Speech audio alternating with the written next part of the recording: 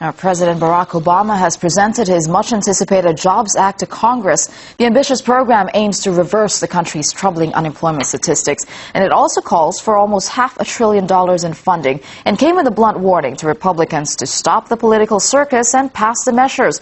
Well, for more perspective on this, I'm now joined by Charlie McGrath, founder of the Wide Awake News website. Mr. McGrath, so now that President Obama's long-awaited jobs plan is out, what's your verdict? Do you think it has what it takes to get unemployment under control? Absolutely not. I mean, we'd have to be fools to think that. You know, a couple of things. I mean, you know, number one, it was just a little over a year and a half ago we spent $1.3 trillion in stimulus that was going to keep us below 8% unemployment. $1.3 trillion by the time you factor in interest. You know, here we sit in 2011 where 9% unemployment with a U3 number is not even news anymore. This is just the condition of our nation. I mean, the same statistics show that 400,000+ people filed for first-time unemployment claims last week. Again, this is the new normal.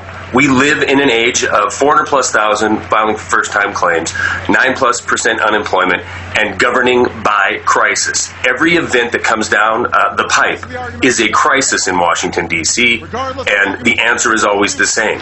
We will spend, spend, spend, but what we find out, what happens when we do this spending is special interest is served, and they're the only ones that reap the benefits. So while the president, the Republicans, and the Democrats, really there's no difference between the two, while the red and blue team are out there touting and patting each other on the back about another $500 billion worth of spending, Main Street in the United States certainly, you know, if history is a guide, will not benefit. But this time it's rather a new approach from Obama, isn't it? I mean, before he had it's almost like a broad stroke, but this time he says he's introducing new tax breaks instead of directly injecting capital. What are your thoughts on the specific points of the plan that he just presented? Well, you know, it's first of all, it was broad strokes that he came out with last night. There was no specifics, and now the specifics are starting to come out. In fact, I've done quite a bit of research on it this morning. But if we take a look at just one of the tax breaks, a $4,000 payroll tax break, you know, in the United States, that funds a minimum wage worker for 14 weeks. And that might be important because, you know, it seems to be the only jobs we can create here is minimum wage workers. But in reality, this isn't help. You know, what's going to end up who this is going to end up helping is the same special interest who we've been helping all along. I don't see any difference with this stimulus plan than I do the $1.3 trillion stimulus plan. It will be written of, by, and for special interests. One thing that's very interesting with this bill, though, in fact, AP reported it this morning.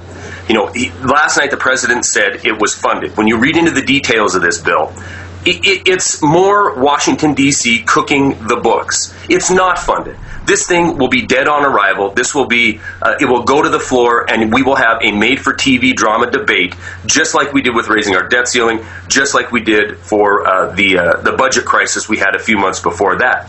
But when it's all said and done, when they make their sausage in D.C. and they slap each other on the back and say they've made a deal for the American people, what did we end up with the last deal? Well, we now have a body of government in this nation that once was 535 members of the House and the Senate. We've whittled that down to a 12-member super committee.